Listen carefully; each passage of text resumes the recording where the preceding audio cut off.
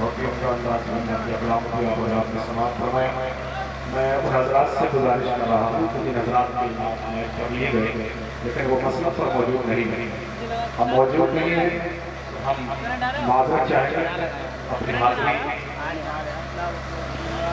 یہاں پر پہ، اور تاکہ یہ پروگرام ترتیب سے چلایا جا سکے اور کوئی نظم اور ضبط و خرابی پیدا نہ ہو سکے، باقاعدہ عمدہ انداز سے جلسہ چل سکے اور اپنی کامیابی کی منزلوں پر پہنچ سکے.